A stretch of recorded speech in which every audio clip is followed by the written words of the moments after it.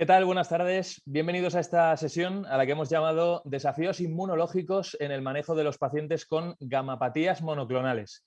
Soy José Ángel Cuadrado, me presento, soy periodista, trabajo en la cadena COPE, en el programa de Carlos Herrera, el programa de la mañana en la radio, y voy a moderar este debate en el que van a participar dos doctoras con una amplia experiencia en este campo. Ahora enseguida se las presento y empezamos. Pero antes déjenme que les diga que desde ya mismo tienen ustedes la posibilidad de mandar preguntas, dudas, comentarios a través del formulario de envío que tienen en el lateral de la pantalla, ¿vale? Por la que nos están siguiendo. Ahí mismo van a ver que también tienen otra opción, que es la de la votación, porque, bueno, estos asuntos, las preguntas se las vamos a trasladar después del debate, del cara a cara que van a mantener las dos doctoras. Primero habrá una ronda de preguntas y después les vamos a trasladar a ustedes 4 asuntos en una encuesta que ha facilitado también la organización de este congreso y que van a poder votar a través de la herramienta que tienen a la derecha de sus pantallas. Eso será el final, pero si les parece, vamos ahora con el interesante debate que tenemos preparado. Bienvenidos y buenas tardes. Como les he adelantado hace unos minutos, ha llegado el momento de comprobar si la inmunología y la hematología pueden estrechar lazos y trabajar conjuntamente. Y si es así, ¿desde qué puntos hay que partir para que ese viaje llegue a buen puerto? Para ello vamos a proponer un debate, un cara a cara entre dos grandes profesionales que representan a estas dos disciplinas. Del lado de la inmunología tenemos a la doctora Silvia Sánchez Ramón, que es la jefa del Servicio de Inmunología del Hospital Clínico San Carlos. Doctora Sánchez Ramón, bienvenida, buenas tardes. Buenas tardes, muchísimas gracias. Muchas gracias. Es un privilegio contar con la visión de la doctora Sánchez Ramón. Ella, como les decía, es la responsable del Servicio de Inmunología del Hospital Clínico San Carlos de Madrid. Empezó su formación en el Hospital Gregorio Marañón, ahora mismo también es la presidenta de la Sociedad de Inmunología de Madrid y ha pasado por centros de referencia a nivel internacional como el Instituto Cuvier de París, el Hospital Nike Anfamale, también de esta ciudad, y por supuesto ha estado también en el Hospital Monte Sinaí de Nueva York. Bueno, la otra participante que tenemos esta tarde con nosotros es la doctora Noemí Puig Morón. Ella es médico especialista en hematología del Hospital Universitario de Salamanca. Doctora Puig Morón, bienvenida, buenas tardes. Gracias, José Ángel, buenas tardes y gracias también por la invitación. Bueno, es un placer estar también con usted. La doctora Puig Morón se dedica a las gamapatías monoclonales y al mieloma múltiple. Trabaja en el laboratorio de citometría de flujo del Hospital Universitario de Salamanca. Pertenece al grupo español de mieloma, donde se encarga de la parte de citometría de flujo de los estudios del GEM que se llevan a cabo en Salamanca, así como de los estudios de espectrometría de masas. Bien, hechas las presentaciones, ha llegado el momento de empezar con este debate, pero antes déjenme que les explique un poco la dinámica, el formato que vamos a seguir. Les vamos a plantear a las doctoras 7 o 8 preguntas, son los asuntos que consideramos básicos para que cuando termine este cara a cara ustedes puedan sacar conclusiones de peso. Las doctoras han preparado respuestas precisas para que este cara a cara, este debate sea dinámico y sea ágil, que esto es lo importante, es lo que buscamos esta tarde. Y cuando hayan respondido ya estos 7 o 8 asuntos, les vamos a dar la oportunidad de que tengan una última intervención a modo de resumen o de conclusión. Doctoras, ¿están preparadas? ¿Lo tienen claro? Sí. Venga. Pues vamos a empezar. Punto de partida, para que dos personas se entiendan, es básico que hablen un mismo idioma. Y eso ahora mismo parece que no está sucediendo en la mayoría de los casos entre hematólogos e inmunólogos. Así que, doctora Sánchez Ramón, empezamos con usted. ¿Es posible unificar criterios, términos? ¿Ayudaría eso a que inmunólogos y hematólogos trabajen con mayor facilidad? ¿Qué opina usted? Sí, gracias. Lógicamente, unificar la terminología sería esencial, o sea, sería el primer paso para abrir puentes a un diálogo real entre los hematólogos e inmunólogos en el aspecto de la inmunodeficiencia, en este caso del mieloma múltiple, ¿no? Del espectro del mieloma múltiple. Por ejemplo, un concepto básico en hematología es la inmunoparesia, que es un término que no se entiende bien por parte de los inmunólogos, equivale a nuestra hipogamma globulinemia, Pero es que además inmunoparesia o inmunoparálisis también se utiliza por parte de los intensivistas para definir otro concepto totalmente diferente, como es una disfunción de los linfocitos TCD4 y TCD8 en el periodo post-sepsis en el paciente grave. Con lo cual, yo creo que es un concepto que no ayuda. Estamos siempre como en mundos paralelos, los inmunólogos y los hematólogos, y entonces quizás unificar, no sé si sería posible en este caso, ahora esperamos la respuesta de Noemí, pero por lo menos en términos actuales, como son lo que ellos llaman inmunoparesia pareada por isotipo, que sería para nosotros como una hipogammaglobulinemia no involucrada en el tumor, a lo mejor sí sería el momento, en estos nuevos términos, de que fuéramos juntos y a partir de ahí avanzar en un diálogo común. Doctora Puigmorón, la doctora Sánchez Ramón habla de mundos paralelos. Le planteo a usted, ¿pueden llamar hematólogos e inmunólogos a las cosas con un mismo nombre o no? ¿Qué opina usted? Pues a ver, la verdad es que yo siempre he pensado que hipogammaglobulinemia e inmunoparesis o inmunoparesia eran términos sinónimos, la verdad, pero bueno, ahora me he dado cuenta de que estaba equivocada, puesto que por lo que dice Silvia, pues inmunoparesia es un término que no se entiende bien en inmunología. Entonces, bueno, pues cuando Silvia planteó esta pregunta, pues hice una búsqueda para ver pues en qué contextos se utilizaban estos términos, y es verdad que aunque hay veces que se emplean indistintamente dentro del mismo artículo o documento, pues me pareció que hipogammaglobulinemia se utiliza más cuando se habla de inmunodeficiencias, mientras que inmunoparesis o inmunoparesia se emplea más al hablar de gamopatías monoclonales, es decir, lo utilizamos más los hematólogos y por tanto con mucha probabilidad quizá este término no sea del todo correcto. Entonces, bueno, además como curiosidad, pues también decir que las palabras inmunoparesia o inmunoparesis, por ejemplo, no están en el diccionario, en un diccionario médico, biológico, etimológico que tiene a disposición del usuario la Universidad de Salamanca. Y de hecho, bueno, pues también haciendo una búsqueda en ese sentido, es posible que no sea un término del todo correcto, puesto que el sufijo paresia significa parálisis parcial con debilidad de las contracciones musculares de diferentes causas. Es decir, parece implicar la afectación de un movimiento, y así se aplica cuando se habla, por ejemplo, de gastroparesia o de hemiparesia. Sin embargo, pues posiblemente no sea aplicable, al menos de manera literal, cuando nos referimos a la cantidad de monoglobulinas, que es como lo utilizamos pues, la mayoría de los hematólogos. En todo caso, pues a pesar de todo esto, también he de decir que el término inmunoparesis está muy arraigado entre los que nos dedicamos al mieloma y a las gamapatías monoclonales, porque además es un término relevante porque tiene mucho valor clínico. Es decir, bueno, como comentaremos después, pues predice la progresión a mieloma activo en las gamapatías monoclonales y en el mieloma quiescente, tiene relación con la supervivencia libre de progresión de los pacientes, es decir, con el tiempo que los pacientes tardan en progresar, entre otras cosas.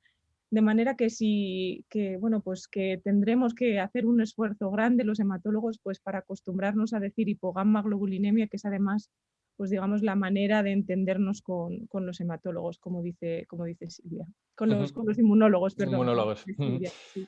Ahora enseguida hablaremos, lo han adelantado las dos, de los mielomas múltiples, pero si les parece vamos a empezar por la gamapatía monoclonal de significado incierto. Nos quedamos con usted, doctora Puigmorón. ¿Cree que es útil que un inmunólogo participe en la evaluación de estos casos? Y si la respuesta es afirmativa, explíquenos por qué. Bueno, voy a empezar, vamos, un poco por introducir el tema. Bueno, pues como saben, pues la gamapatía monoclonal de significado incierto pues es una proliferación clonal de células plasmáticas benigna o premaligna, según cómo se mire o cómo se quiera entender, en la que la persona que se diagnostica, que como hemos dicho no es realmente un paciente porque no es una enfermedad, pues está asintomática. Entonces, es importante decir aquí que tiene una prevalencia alta, pues de aproximadamente un 3% en la población de más de 50 años, y el problema de las gamopatías monoclonales de significado incierto es que tienen un riesgo persistente de progresión a un síndrome linfoproliferativo, mieloma múltiple o amiloidosis, por lo que se recomienda llevar a cabo un seguimiento a largo plazo. Entonces, aunque los criterios de diagnóstico de gamapatía monoclonal de significado incierto están claros, que aquí no vienen al caso, lo cierto es que no hay recomendaciones claras sobre qué tipo de evaluaciones hay que hacer ni al diagnóstico ni durante los seguimientos, posiblemente porque no se dispone de suficiente evidencia científica al respecto. Entonces, un poco, pues para comentar un poco cuál es el circuito que suelen seguir estos pacientes, pues una vez que se identifica la presencia de un componente monoclonal, es decir, digamos que cuando se diagnostica la gamopatía monoclonal de significado incierto, que además hay que decir que en un 80% de los casos no lo hace un hematólogo, es decir, lo hace el médico de atención primaria u otro especialista, entonces el hematólogo al que se remite el paciente completa el estudio. Entonces, cuando nosotros le vemos en la consulta, ya tenemos el resultado de la cuantificación de las inmunoglobulinas, es decir, ya sabemos si el paciente presenta o no hipogammaglobulinemia asociada al componente monoclonal. Entonces nosotros, o por lo menos yo, porque es verdad que no hay recomendaciones específicas al respecto, pues completamos el estudio con la determinación de cadenas ligeras libres de sensor y con un estudio de proteínas en orina de 24 horas. Entonces, bueno, repito que no hay recomendaciones claras sobre si hacer o no otras pruebas, pero en todo caso yo diría que es excepcional que se recomiende una evaluación inmunológica como parte del estudio inicial en un paciente con gamopatía monoclonal de significado incierto. Sobre esto, después me gustaría hacer una pregunta a la doctora Sánchez Ramón más tarde. Entonces, Claro. sobre la necesidad de llevar a cabo esta evaluación inmunológica en el paciente, en el momento del diagnóstico de un paciente con gamopatía monoclonal de significado incierto, también me gustaría decir aquí que es una patología muy frecuente. En algunos hospitales, por ejemplo, como aquí en Salamanca, tenemos un día de consulta que es solo para gamopatías monoclonales y además cada vez vemos más, porque la incidencia aumenta con la edad, porque la población española está envejeciendo y porque además en otras especialidades pues, se piden proteinogramas con mucha frecuencia. Entonces, digamos que eso es un problema que tenemos que tener en cuenta, que es muy frecuente. Sin embargo, pues también es cierto que un 30% de los pacientes con gamopatía monoclonal de significado incierto tienen hipogamma y un riesgo entre 2 y 3 veces mayor de padecer infecciones virales y bacterianas comparadas con controles de la misma edad. Y además, la hipogamma es un factor de riesgo de progresión indudable a un síndrome linfoproliferativo o a un mieloma. Entonces, en conjunto, todos estos datos, en mi opinión, confirmarían que la intervención de un inmunólogo clínico pues, podría mejorar estas tasas aumentadas de infección que vemos en este grupo de pacientes. Entonces, ya para terminar, pues en uno de los pocos artículos, la verdad, que he encontrado en los que se trata este asunto, que es un artículo que publicó Irene Gobrial en Cancers el año pasado, sí que dan recomendaciones. Entonces, las recomendaciones que se dan son medir los niveles de anticuerpos IgG, A y M, bueno, como ya he dicho antes, lo hacemos rutinariamente, y también recomiendan medir respuestas específicas a la vacuna del tétanos, del neumococo y del hemófilus. Esto no lo hacemos, por lo menos yo no lo hago. Entonces, también recomiendan utilizar antibióticos profilácticos, inmunoglobulinas y vacunación. De hecho, dice específicamente que consultando con inmunólogos se puede hacer una prueba con antibióticos profilácticos o con inmunoglobulinas durante un periodo de tiempo suficiente, como mínimo un año, para valorar el beneficio de la intervención. Entonces, como ya he dicho antes, nosotros en nuestro hospital, y la mayoría de las gamapatías las veo yo los viernes, pues salvo la dosificación de las inmunoglobulinas y la recomendación de seguir el programa de vacunación correspondiente, no estamos haciendo a día de hoy ninguna otra intervención. Bueno, pues hemos escuchado ya a la doctora Puigmorón. Si le parece, vamos a escuchar primero a la doctora Sánchez Ramón y cuando ella termine con su intervención sobre este asunto le puede plantear libremente la pregunta que tiene ahí en el tintero. Bueno, viene más adelante, digamos, o sea que vale. no hay problema. No hay Pues problema. lo vamos viendo. En cuanto usted considere, me pide paso y le planteamos el asunto a la doctora Sánchez Ramón. Bueno, en principio entonces, la doctora Puigmorón sí vería favorable que un inmunólogo participara en la evaluación, ¿no? En el tratamiento de pacientes con gamapatía monoclonal de significado incierto. En su caso, doctora Sánchez Ramón, ¿qué cree que puede aportar usted como inmunóloga? Bueno, usted y el resto de compañeros. Sí. En nuestra experiencia, sobre todo en el espectro de pacientes de gamapatía monoclonal de significado incierto hasta mieloma múltiple, sí que consideramos que es muy beneficioso que el paciente sea evaluado inmunológicamente al diagnóstico, o sea, el momento sería al diagnóstico, y las razones son 3, que las ha dado Noemí muy bien, pero para recordatorio, solamente un 1% de las gamapatías monoclonales de significado incierto van a progresar a mieloma múltiple cada año. Pero la hipogammaglobulinemia en algunas de ellas, que es un efecto directo de la progresión o de la evolución del tumor, puede ser un marcador útil tanto para la inmunodeficiencia como ha dicho muy bien Noemí, para el riesgo de progresión. Y esto se ha demostrado muy bien con el nuevo término como más específico que denominan los hematólogos, inmunoparesia pareada por isotipo, que nosotros los inmunólogos llamaríamos más hipogammaglobulinemia no involucrada tumoral. Lo que pasa es que todavía ni nosotros lo hemos adoptado claramente, porque yo creo que el término no se ha entendido bien y la mayoría de los trabajos van en función de progresión tumoral y son hematológicos, ni tampoco los hematólogos lo están utilizando realmente para la prevención de infecciones. Entonces es ahí donde hay que aunar esfuerzos por el bien del paciente. Después, porque como muy bien ha dicho Noemí, vacunar al paciente, al diagnóstico, va a prevenir que pueda coger infecciones en el momento en el que está mejor capacitado para responder, antes de sufrir una inmunosupresión debida al tratamiento o a la progresión de su patología. Y además la respuesta vacunal nos va a servir como evaluación de la inmunodeficiencia. Y entonces, en este caso, como decía Noemí, es fundamental hacer una serie de vacunaciones, pero en ese momento nosotros que llevamos a cabo las pruebas es una ventaja el hecho de que las haga un inmunólogo por la cuestión de estandarización de los estudios. O sea que vamos a ver mejor cuantificar esa respuesta vacunal frente a antígeno proteico, antígeno polisacárido, o por ejemplo, discriminar las respuestas primarias de las respuestas secundarias. En este caso, las respuestas primarias, que son frente a las que no está expuesto el sistema inmunitario, nos van a dar un valor real del riesgo de infección. Por supuesto, también las secundarias. Entonces, a mí me parece que es un estudio funcional esencial, sobre todo al diagnóstico, por esas dos razones. Y luego, en tercer lugar, porque la inmunodeficiencia, aunque globalmente lo más frecuente es que sea una hipogammaglobulinemia, porque justo es la célula plasmática, en este caso la enferma, también afecta a otras muchas componentes de la inmunidad. Generalmente suele haber una afectación o un déficit del linfocito T, de las células natural killer, de las células de la inmunidad innata o del complemento. Entonces es importantísimo ponernos de acuerdo sobre la valoración, la clasificación de esta inmunodeficiencia para un mejor manejo del paciente. Vale, doctoras, tercera cuestión y aquí nos quedamos con usted, Sánchez Ramón. Una pregunta muy directa. ¿Cree que es necesario que un inmunólogo clínico participe en la evaluación de una inmunodeficiencia? ¿Qué cree usted? En mi opinión, en un segundo escalón, como decía al principio Noemí, lógicamente el hematólogo es el que debe hacer la valoración y va a ser siempre el médico de referencia. Para la inmunodeficiencia, yo creo que lo deseable es que el paciente sea evaluado por un inmunólogo clínico.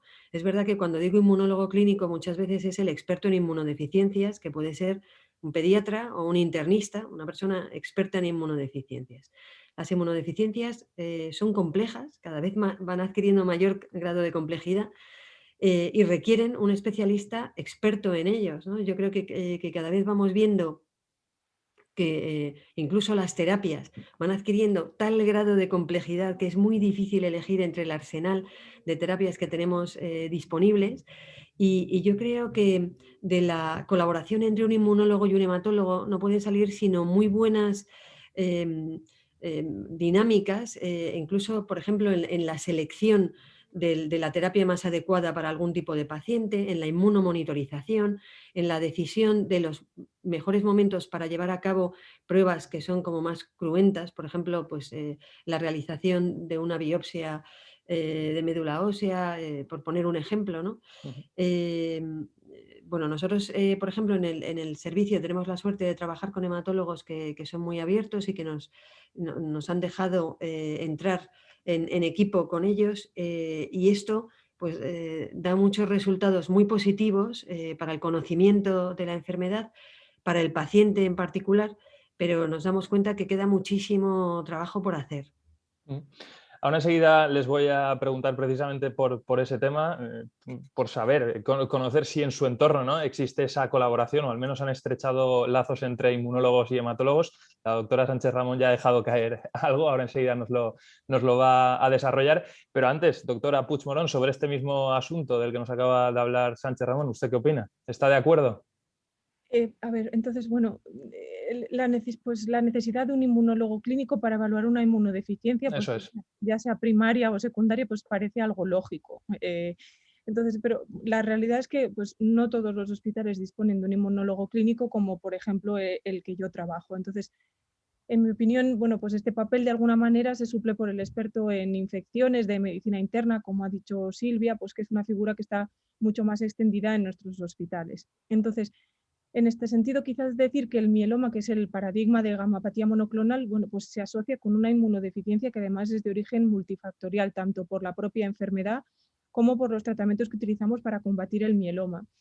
Y además, bueno, pues lo que ha pasado afortunadamente es que en los últimos años el pronóstico de los pacientes con mieloma ha mejorado muchísimo debido a la introducción de muchos nuevos fármacos que además son eficaces. Pero, ¿cuál ha sido la consecuencia de esto? Que es una consecuencia sin duda positiva, pues que la enfermedad pues, se ha convertido en una enfermedad crónica en base a múltiples recaídas que podemos rescatar, pues afortunadamente gracias a los nuevos tratamientos, pero cada uno de ellos pues, supone un mayor grado de inmunosupresión y un mayor riesgo de infección para el paciente. Entonces, en este sentido, bueno, pues en el panorama actual que tenemos, que es un panorama, pues digamos esperanzador para los pacientes con mieloma, pues sí que al mismo tiempo pues han surgido otras complicaciones, que son las que, pues, las que acabo de comentar, y en ese sentido pues creo que la colaboración con inmunología clínica pues nos ayudaría pues a optimizar el manejo de los pacientes, desde luego, sí. Doctora Sánchez Ramón, ya que estamos hablando sobre este tema, imagínese que la gamapatía monoclonal, como estamos contando, deriva, ¿no?, en un mieloma múltiple. Antes de preguntarles en concreto por este caso, yo sí que quería que desarrollara un poco ese punto en el que nos estaba hablando de la posible colaboración entre hematólogos e inmunólogos para este tipo de enfermedades. En su entorno, ¿qué sucede? ¿Se da esta colaboración o no? Pues vamos, Sí, bueno, Silvia, Sí, sí. no, No, doctora perdón, Sánchez Ramón o Puigmorón, la que quiera responder. perdón. Silvia, adelante, nada. gracias. Bueno, en mi hospital sí, estamos trabajando en un equipo interdisciplinar con los hematólogos como consultores de la inmunodeficiencia secundaria al diagnóstico de la enfermedad, y con aquellos pacientes que son inmunodeficientes hacemos y le ponemos tratamiento preventivo. Y eso funciona como una muy buena simbiosis y está dando muy buenos resultados, un mayor conocimiento de la inmunodeficiencia, beneficios en la prevención de las infecciones y también en el diseño de nuevas estrategias, ¿no?, pues para la prevención de infecciones que hasta ahora no estaban descritas. En la literatura científica, hematólogos e inmunólogos estamos trabajando, como decía al principio, en mundos paralelos. Dificulta el avance que debería tener la medicina del siglo XXI, cuando además ambas especialidades son mixtas de clínica y laboratorio, y eso no puede dar sino muy buenos resultados, ¿no? Que sobre todo con el grado de complejidad que va adquiriendo la medicina, como decía Noemí, lo que buscamos es hacia una medicina personalizada, y eso es una gran ventaja tanto en la inmunología de laboratorio, porque nos va a dar las herramientas para biomarcadores, para el diseño de nuevas terapias hacia una medicina de precisión. Y entonces, en el caso de la inmunodeficiencia, lógicamente, a mí me parece que lo ideal sería el esfuerzo interdisciplinar real entre hematólogos e inmunólogos, aportando juntos desde cada uno de sus perspectivas, ¿no?, en diferentes aspectos de la enfermedad.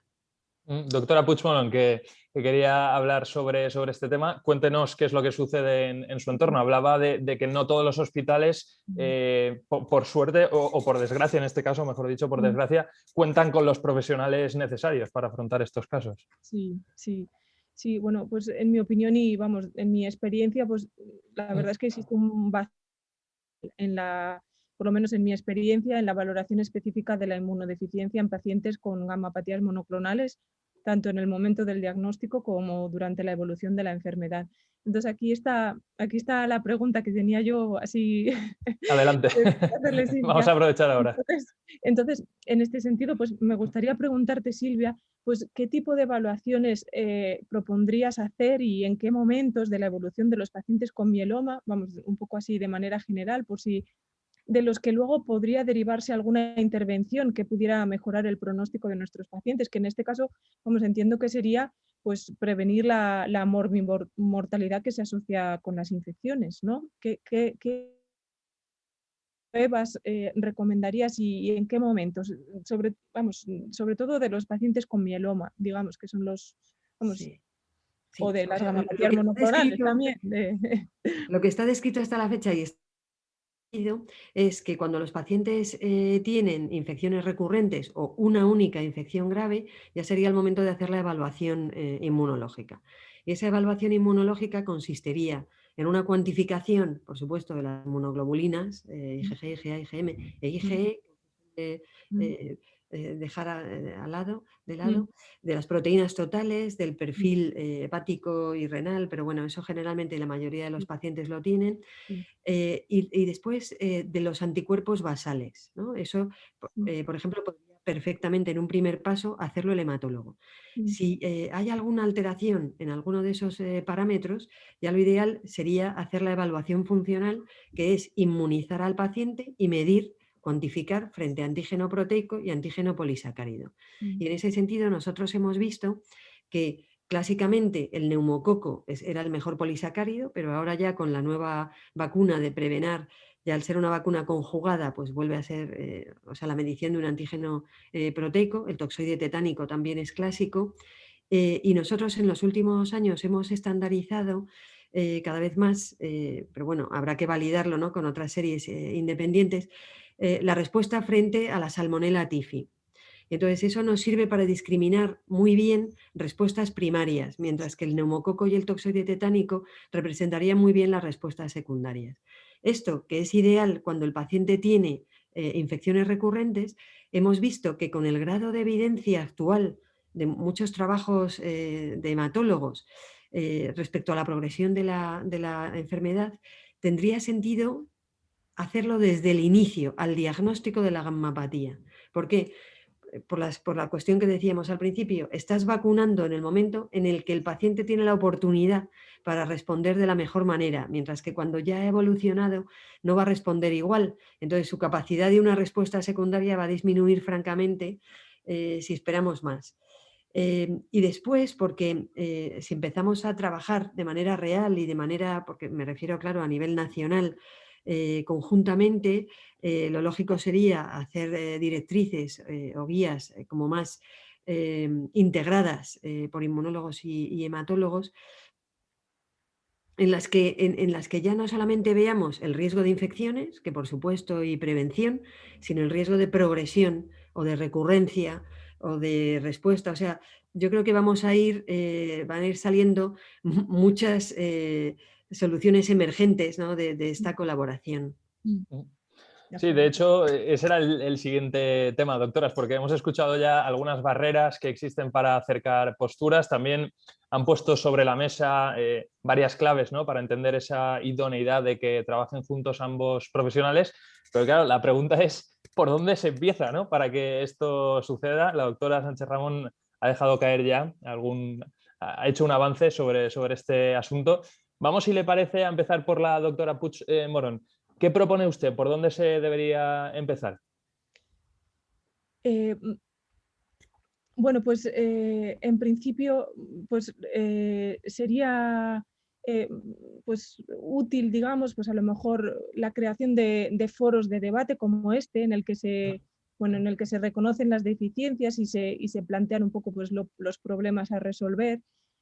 Yo, bueno, como bueno, es, digamos, lo que estamos comentando ahora, pues creo que la colaboración entre ambos especialistas pues, podría ser muy beneficiosa, pues no solo desde el punto de vista de la prevención y el tratamiento de las infecciones, sino, como ha dicho Silvia, pues también en el conocimiento de la biología de la enfermedad, porque el mieloma múltiple es una enfermedad del sistema inmune y también en la planificación de los tratamientos, porque como hemos dicho antes, pues afortunadamente tenemos a día de hoy un montón de herramientas terapéuticas para pacientes con mieloma, pero la mayoría de estas herramientas terapéuticas son inmunoterapia, o sea, inmunomoduladores, anticuerpos monoclonales, células CAR, todos son pues, terapia relacionada con el sistema inmune. Entonces, bueno, pues no me cabe duda de que la colaboración con los inmunólogos pues, nos ayudaría a decidir también la mejor secuencia de los mismos con el fin de aumentar su efectividad u optimizar su uso o incluso a entender mejor su funcionamiento. Entonces, bueno, pues bueno, decir también que, bueno, que es verdad que un problema importante en este sentido es la falta de la figura de un inmunólogo clínico en muchos hospitales que dificulta la interacción entre los profesionales, desde luego. Entonces, bueno, y luego también, desde luego, que la elaboración de guías clínicas conjuntas pues puede ser de mucha ayuda, así como la participación de ambos especialistas en los congresos específicos de las dos especialidades, pues bueno, como está pasando en este, ¿no? Doctora Sánchez Ramón, precisamente usted hablaba de eso, de consensuar guías conjuntas, ¿verdad? Sí, yo también estoy de acuerdo que un debate como el que estamos ahora realizando es muy positivo, ¿no? para empezar a dialogar, y es desde luego un placer estar aquí participando, ¿no? con una persona como Noemí. Hay grupos de hematología en España que son líderes en el mundo, y es el caso del Hospital de Salamanca, del Servicio de Hematología.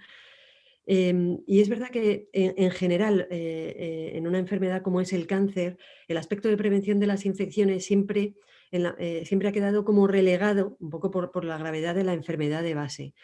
Entonces, podríamos aprovechar esta oportunidad de diálogo para consensuar guías conjuntas sobre la evaluación de la inmunodeficiencia de manera integrada, trabajando juntos y construyendo puentes para la mejor aproximación, tanto diagnóstica como marcar los tiempos como de prevención o tratamiento, y además unificar las guías. Es verdad que para cualquier cosa hay 5 o 6 guías diferentes. Yo creo que es el momento de que haya una sola que sea interdisciplinar y que estemos todos de acuerdo. Después hay que buscar soluciones, porque como decía Noemí, a lo mejor no hay inmunólogos clínicos en todos los centros, pero hemos trabajado perfectamente con los hematólogos de toda España en las inmunodeficiencias primarias, y funciona muy bien a través de centros de referencia. Y es verdad que para la evaluación basal de los pacientes, o en los pacientes en los que se demuestra ya una inmunodeficiencia, pues se puede realizar perfectamente o como laboratorios de referencia, habría que ver en cada caso, que puede significar ver al paciente una vez al año simplemente, ¿no? Pero hacer un seguimiento más específico, más experto. Vamos a poner un par de asuntos más sobre la mesa, si les parece. Si nos quedamos con usted, doctora Sánchez Ramón, le pregunto directamente, ¿se debería hacer algún estudio inmunológico específico en el momento del diagnóstico del mieloma múltiple? Y en el caso de que su respuesta sea que sí, ¿cuál sería el estudio inmunológico mínimo que recomendaría para este tipo de pacientes? O sea, yo creo que se debería hacer, por supuesto, en el mieloma múltiple, pero si fuera posible, se debería hacer en la etapa de gammapatía monoclonal. Por lo que decíamos antes, que solamente un 1% va a progresar a mieloma múltiple o a amiloidosis o a Waldenström o lo que sea. Y entonces podemos ser capaces de identificar esos que van a progresar, y además prevenir infecciones, que al final es nuestro objetivo, pero podría ir más allá del objetivo primario. Y como decíamos antes, la evaluación basal, lógicamente, aparte de una buena historia clínica de infecciones o de problemas autoinmunes o de problemas inflamatorios que siempre orientan que hay una disfunción lógica asociada, el estudio de base debe ser la cuantificación de inmunoglobulinas, una bioquímica básica con perfil hepático y perfil renal, anticuerpos basales frente a antígenos frente a los que el paciente está vacunado, y en segundo lugar, importantísimo, y yo ahí creo que sí que debe entrar un inmunólogo clínico, ¿no? Como hemos dicho, con las acepciones y no excluyente de otras especialidades, que entre a valorar la respuesta a la inmunización, sobre todo por la estandarización de esa respuesta, ¿no? Y las implicaciones que ello va a tener para el tratamiento posterior. Doctora Puigdemont. Bueno, yo no, o sea, poco voy a añadir yo de cuáles son las evaluaciones inmunológicas que, que hay que hacer en los pacientes con gamapatía monoclonal. Yo lo que podría añadir aquí es que, claro, realmente, o sea, digamos, las gamapatías monoclonales son frecuentísimas. Entonces, digamos que la posibilidad de mejora importante en este sentido, pues viene de lo que dice Silvia, o sea, de testar, digamos, la inmunidad en este grupo de pacientes, porque el mieloma es una enfermedad afortunadamente rara. Entonces, digamos que la posibilidad de mejora importante viene de testar a las gamapatías monoclonales, que son muchísimas, y que ahí, bueno, si somos capaces de identificar los que se van a infectar y los que se benefician de alguna intervención, bueno, que se puede detectar precozmente, pues es de ahí de donde podría venir el beneficio, sin duda, porque luego es verdad que los pacientes con mieloma, pues la mayoría tienen una inmunoparesia severa. Vamos, no lo sé, pero seguro que la mayoría no responden bien a las vacunas. O sea, quiero decir que pues ahí ya, en mi opinión, por lo menos, digamos, la posibilidad de mejora es menor, ¿no? Entonces, bueno, pues sobre todo por números, porque luego, bueno, pues también se pueden poner antibióticos profilácticos, inmunoglobulina, sería otro tipo, digamos, de intervención, pero digamos, claro, más que nada porque son mucho más frecuentes las gamapatías, sin duda, que el mieloma, que es una enfermedad rara. Sí. Sí, de todas formas, doctora, sobre este tema de las vacunas, ¿cómo se puede compatibilizar el mejor tratamiento oncológico con una pauta de vacunación adecuada? Es decir, ¿en qué momento estaría recomendada la vacunación para los pacientes con mieloma? Y no sé si podría haber alguna contraindicación a tener en cuenta. No sé si, o sea, yo lo que puedo, o sea, lo que puedo añadir, o sea, lo que puedo decir de mi parte es que nosotros lo que estamos haciendo ahora es en los pacientes con gamapatías monoclonales, pues recomendamos la vacunación estándar que reciben otros pacientes de la misma edad sin ningún cambio, o sea, no hacemos ningún cambio porque, bueno, pues es verdad que he leído que en algunos casos, pues digamos que se ponen como, digamos, una dosis extra bueno, o se modifica la pauta, algo así. Entonces, nosotros no recomendamos ningún cambio a lo que es la vacunación estándar. Eso son los pacientes con gamapatías monoclonales. Y luego los pacientes con mieloma, bueno, pues hacemos también eso. Y es verdad que los pacientes que se someten a un trasplante autólogo, pues después más o menos al año del trasplante autólogo, pues digamos, se renueva toda la vacunación previa. Entonces, bueno, pues eso es un poco lo que estamos haciendo. ¿Que ¿Cómo se conjuga con el tratamiento? Bueno, pues tal y como lo estamos haciendo ahora, en principio, pues no tenemos ningún problema a la hora de, pues eso, de incluirlo en lo que es el esquema de tratamiento de los pacientes. Doctora Sánchez Ramón, ¿quiere aportar algo sobre esto o planteamos el siguiente asunto? Bueno, solamente una cuestión que a mí me parece muy curiosa, y es que guías de vacunación hay 5 o 6 diferentes, y luego cada uno tiene además las nacionales propias y no siempre son coincidentes. Y entonces eso llama muchísimo la atención, ¿no? Y de las diferentes sociedades científicas. Yo creo que por eso es tan importante pues ponernos de acuerdo y hacer unas guías en las que entran los criterios, por supuesto, de los hematólogos, los criterios inmunológicos que nosotros consideramos relevantes, y hacer una definitiva y que luego sea actualizable, pero para todo este lío de tantas guías diferentes, ¿no? Sucesivas. Sí.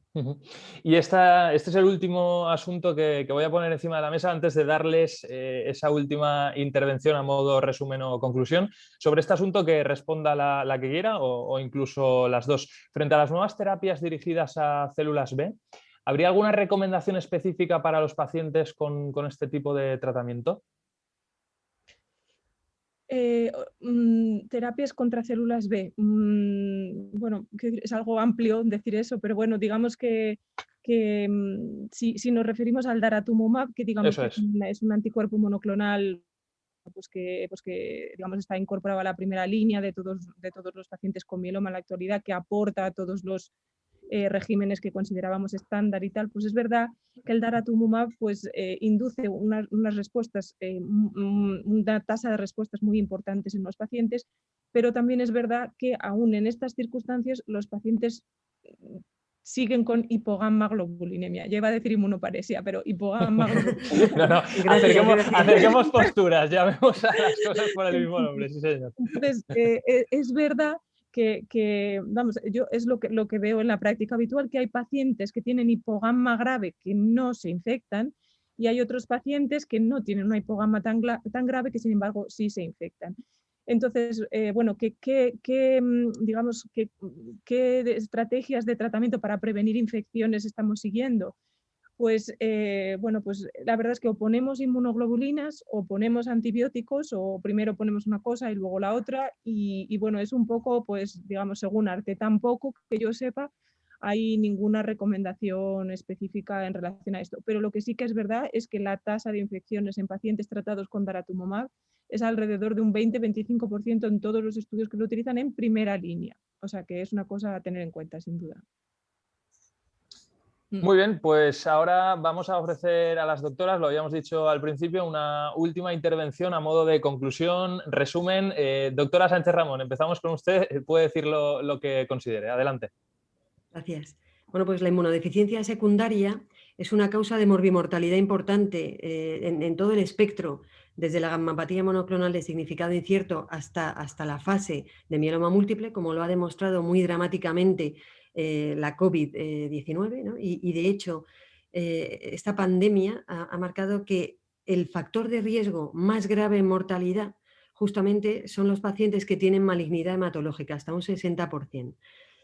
Las infecciones ya no solamente en mortalidad, pero sí afectan diariamente a la calidad de vida de los pacientes concretos, individuales. Y en los últimos años vamos conociendo cada vez más sobre esta inmunodeficiencia y los mecanismos cómo se va produciendo, que no es fundamentalmente humoral, pero no solamente.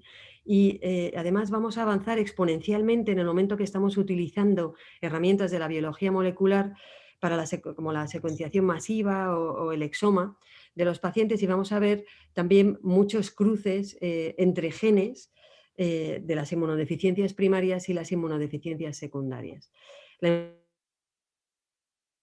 va adquiriendo mayor complejidad según se desarrollan las nuevas terapias biológicas que bloquean específicamente moléculas en la diferenciación o en la activación del linfocito B, que nosotros conocemos muchos de estos modelos en la naturaleza que corresponden a las inmunodeficiencias primarias y que pueden aportar luz sobre la inmunodeficiencia.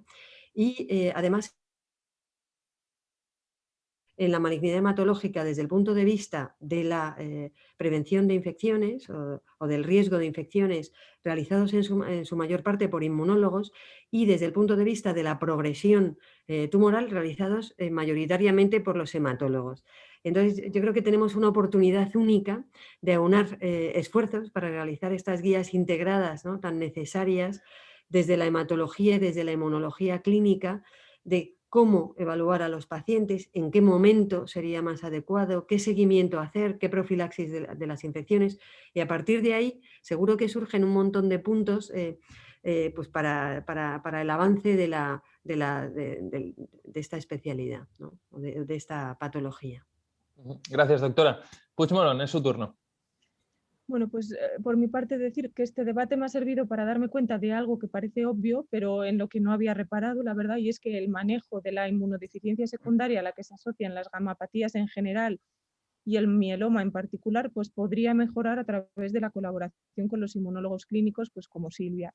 Y es más, pues también en línea con lo que ha dicho ella, pienso que este tipo de colaboración pues podría ser fructífera a varios niveles, tanto en el manejo de los pacientes, sobre todo en lo que se refiere a la prevención de las infecciones, pero también incluso en el diseño de las estrategias terapéuticas, que a día de hoy dependen en su mayoría del funcionamiento del sistema inmune del paciente, como por ejemplo los anticuerpos monoclonales, los anticuerpos biespecíficos, los CAR, los inmunomoduladores.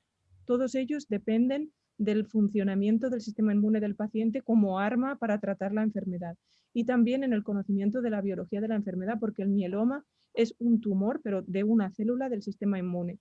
Y que, bueno, pues que ojalá esta reunión sirva como punto de partida para acercar las dos especialidades, porque creo que de ello podría derivarse un beneficio importante pues para nuestros pacientes. Y nada más.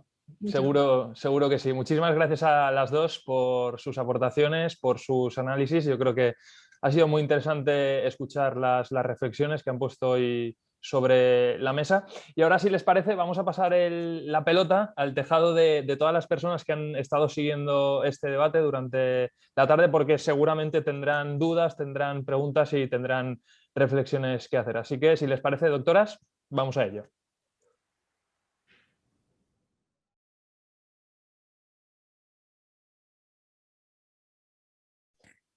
Muy bien, pues ya ha terminado este debate, este cara a cara. Espero que haya sido interesante para todos ustedes, todas las personas que han estado siguiendo esta sesión. Y como habíamos quedado al principio, ahora llega el turno de las preguntas que vamos a plantear a las doctoras, preguntas que ustedes mismos nos han hecho llegar a través del formulario de envío que tienen aquí en la plataforma del Congreso. Aprovecho para decirles que mientras las doctoras vayan respondiendo a estas cuestiones que ya nos han llegado, tienen la posibilidad de seguir mandando sus comentarios, sus dudas o lo que consideren. Tenemos unos 10 minutos más o menos. Les pido a las doctoras precisión en las respuestas y luego tendremos 3 o 4 minutos para una encuesta. Venga, vamos con la primera pregunta que nos ha llegado a la plataforma. En este caso, la pongo encima de la mesa porque más que pregunta es una matización sobre algo que se ha hablado en la sesión. Silvia Sánchez Ramón, Noemí Puig, cuando hablan de inmunólogo clínico, nos plantea una persona, ¿a qué se refieren? Puesto que en su especialidad, dice, se forman tanto farmacéuticos como médicos como biólogos. Sí, los especialistas en inmunología somos diversos, de diversa formación. Y todo especialista en inmunología se puede considerar un inmunólogo clínico en el sentido en que hace pruebas diagnósticas y puede asesorar a un clínico en la interpretación de esas pruebas.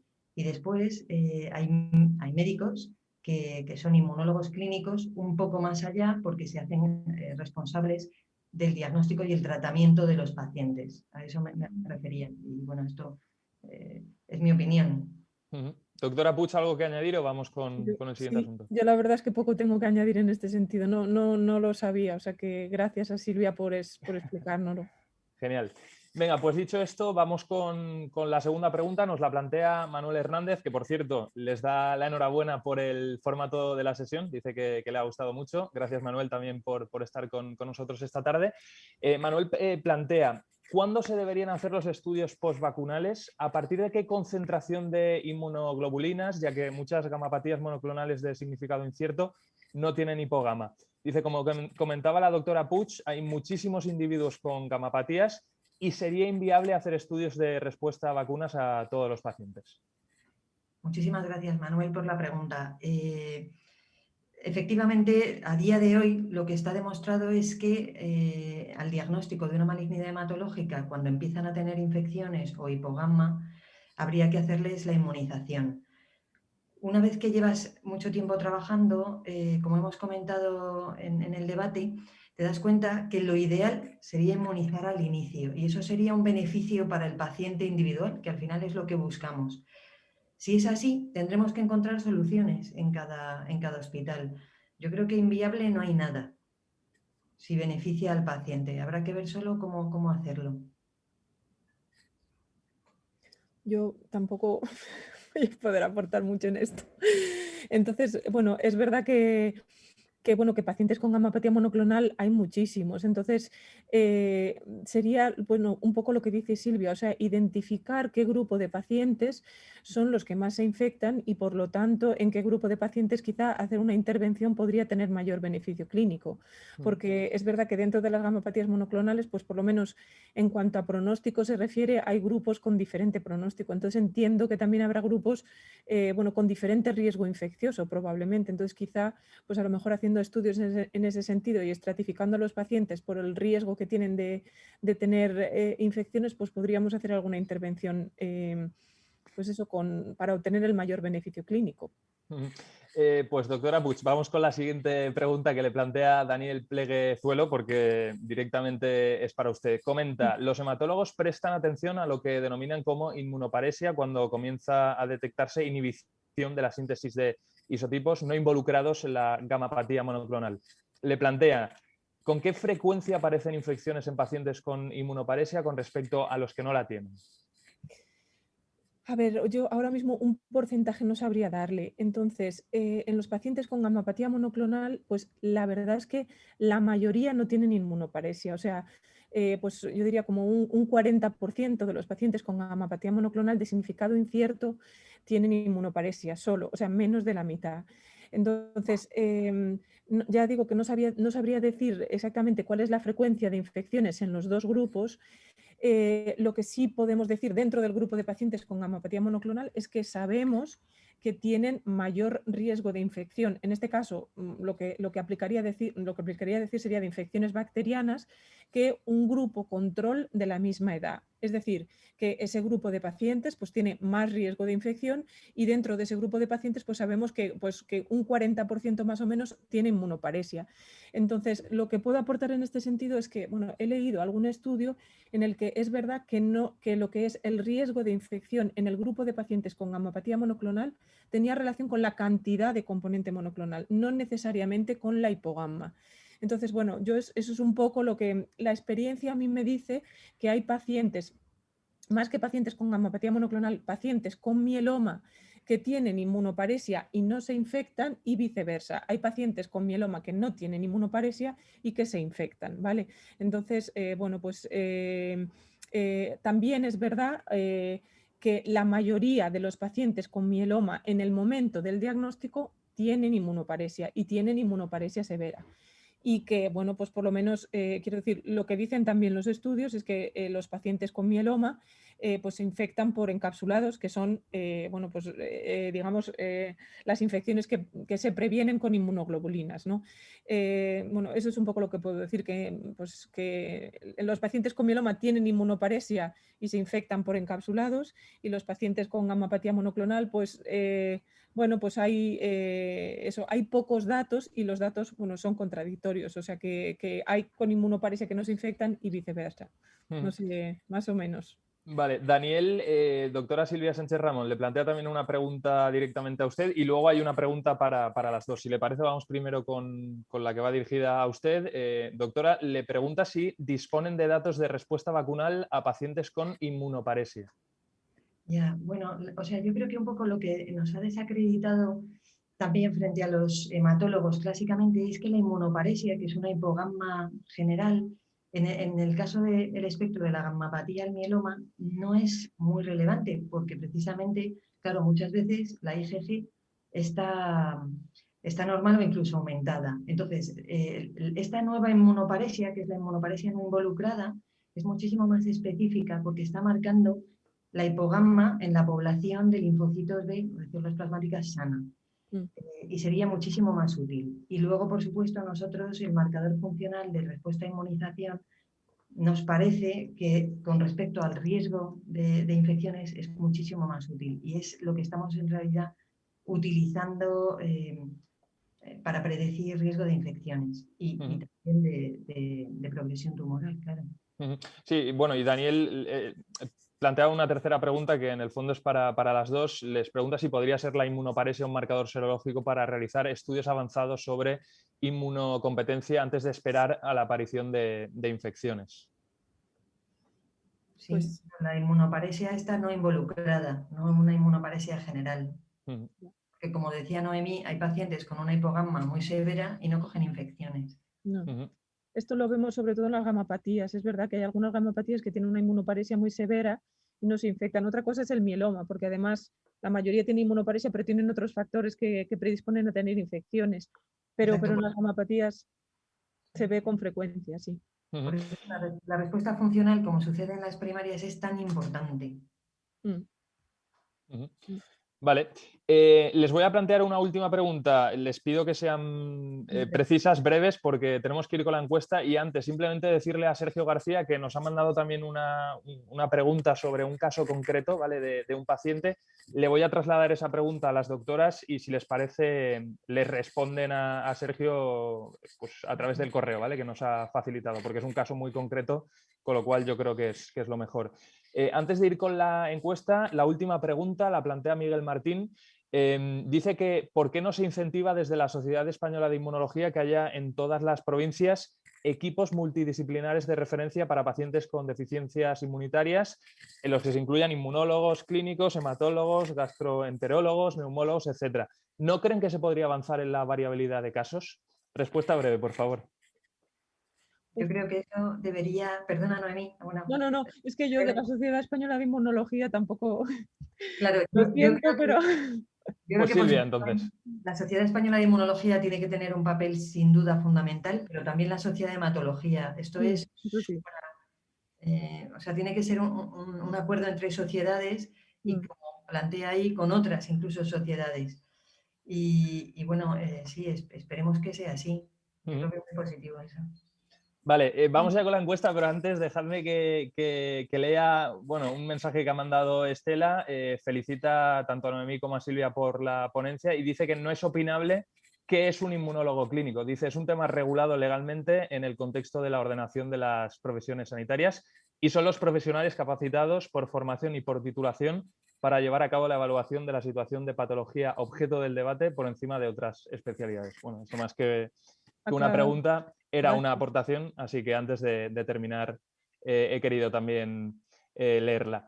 Bueno, vamos ya con la encuesta. Tenemos, nada, 3 minutos, tenemos que hacerla bastante rápido.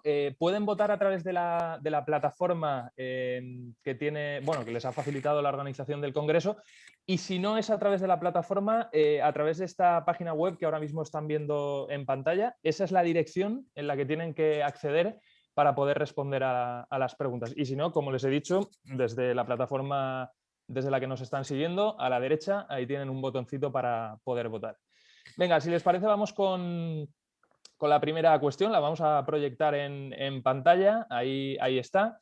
En su hospital, ¿trabajan conjuntamente hematólogos e inmunólogos en la valoración inmunológica de pacientes con gamapatías monoclonales? Pues les damos a ustedes 3 opciones. Primera, no, se lleva solo desde hematología. 2, no, pero se cuenta con el soporte de otras especialistas expertos como medicina interna. Y 3, sí, hematología e inmunología realizan la valoración inmunológica conjuntamente. Pueden votar desde ya mismo, les doy unos segundos y vemos el resultado. Bueno, pues doctoras, está dividida la cosa. Bueno, mira, estaba en un 50 un 50. De momento parece ser que sí, que hematología e inmunología realizan la valoración inmunológica. Bueno, va cambiando. Voy a dar unos segundos porque va a ser, si no, difícil que hagan una valoración.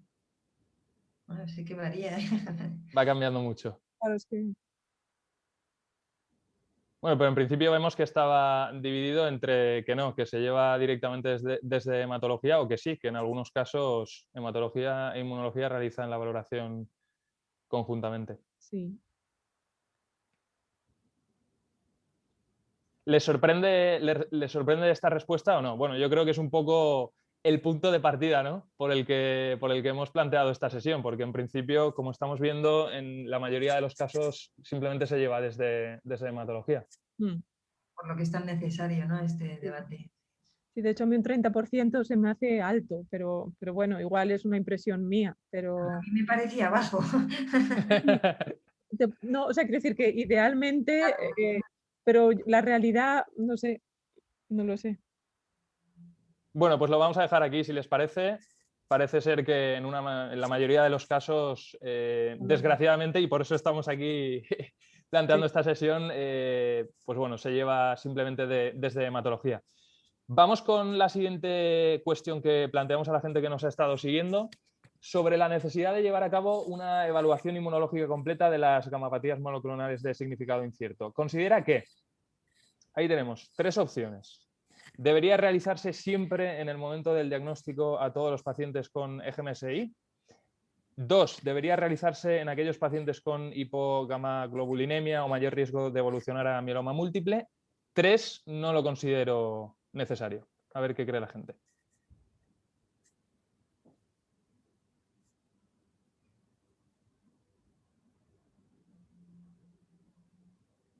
Bueno, no hemos fracasado del todo. Bueno, parece que la segunda opción es la que más fuerza Sí. coge. Bueno, vamos a dar unos segundos.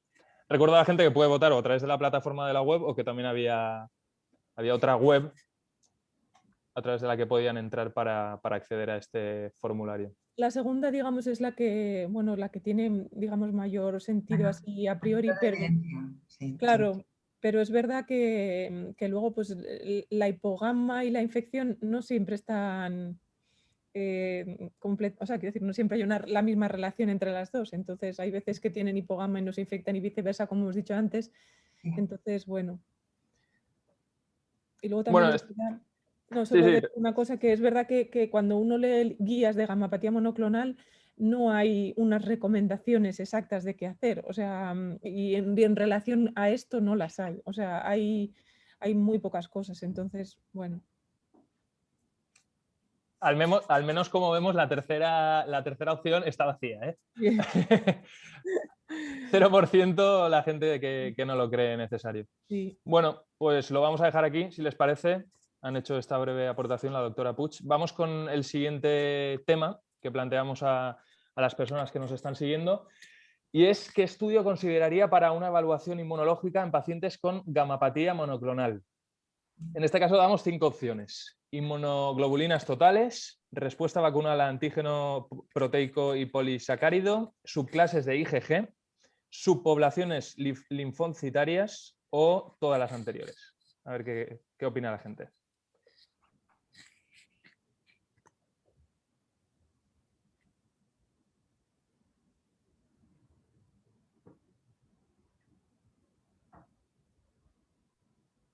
Doctoras, de todas formas, mientras esperamos la respuesta, en su caso, ¿por qué apostarían? Pues o bien, como decía el doctor Manuel Hernández, por la dificultad, si tuviéramos que seleccionar la más importante, para mí sería la respuesta vacunal y en los casos, si fuera posible, lo ideal sería la D, claro, todo lo anterior, que sería una evaluación correcta, ¿no?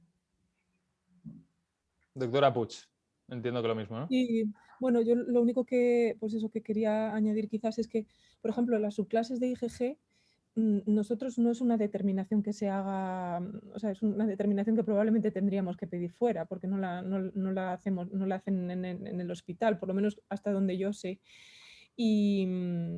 Y bueno, pues sobre el resto, bueno, las inmunoglobulinas totales se hacen, digamos, de rutina en todos los pacientes. La respuesta vacunal no la hacemos, o por lo menos yo no la hago, soy la que veo la mayor parte de las gamapatías.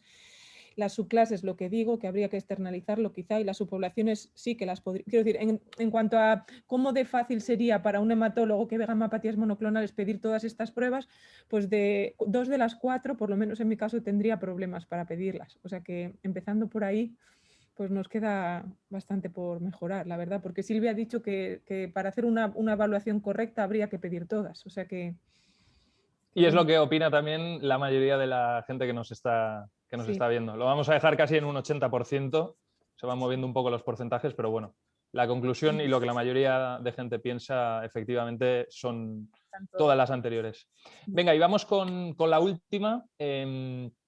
En este caso planteamos, en un paciente con mieloma múltiple IgG, con infecciones recurrentes y tratamiento antimicrobiano inefectivo, ¿qué criterio utilizaría para administrar inmunoglobulinas de reemplazo? 4 opciones. Como la IgG sérica es elevada, no es necesario administrar inmunoglobulinas de reemplazo. Cuando el paciente presenta IgG por debajo de 4 gramos litro. Tercera opción, cuando hay un demostrado déficit de producción de anticuerpos específicos, la respuesta vacunal a antígenos proteicos o polisacáridos está alterada. Y cuarta opción, la última, ninguna de las anteriores es correcta. Venga, damos unos segundos para votar. Bueno, la verdad es que según las indicaciones de la EMA, la B y la C serían correctas, Sí. aunque la B exige infecciones, que es lo que hemos dicho que tiene este paciente. O sea que... Eso iba a decir, yo os hubiera dicho la B, la C, la verdad es que no hubiera sabido. Nosotros el criterio que utilizamos es eso, que tenga un IgG menos de 400 e infecciones. Entonces en estos son los que suplementamos. Lo otro, como no lo hacemos, pues... Desde que han dicho que la B o la C, la D, que había crecido un poquito, baja. se está retirando. Se está retirando y bueno, efectivamente vemos que en este caso la C es la que mayor porcentaje de voto tiene. Bueno, pues doctoras, hemos terminado la sesión. Ha sido un gustazo compartir estos minutos con ustedes. Espero que toda la gente que ha estado siguiendo el cara a cara, el debate, bueno, haya gustado el formato que hemos planteado, haya sido entretenido, ameno y sobre todo que hayan podido sacar conclusiones. Simplemente comentar, como he dicho, teníamos, vamos, Sergio Prieto, una de las personas que nos ha estado siguiendo, planteaba una pregunta muy concreta, ¿vale? De un caso concreto. Y luego hay otra persona que se llama Estela que también, bueno, nos ha mandado una pregunta a través de la plataforma que no ha dado tiempo. Si les parece, se las reboto estas cuestiones y ustedes mismas, como tengo el correo de estas personas, pues si les parece, les responden. ¿Están de acuerdo? Encantada. Sí, igualmente. Genial. Pues doctora Silvia Sánchez Ramón, doctora Puig, muchísimas gracias por su tiempo, por su experiencia, por haber puesto un poquito más de luz sobre este asunto y esperemos que en un futuro no muy lejano hematólogos e inmunólogos trabajen juntos por el bien de todos los pacientes. Muchas gracias, encantada. Gracias, encantada. Bueno, y gracias también a todos ustedes que nos han estado siguiendo. Espero, lo dicho, que hayan podido sacar conclusiones y nada, les dejamos con este congreso que está siendo, desde luego, muy interesante. Hasta luego, buena tarde. Adiós. Adiós.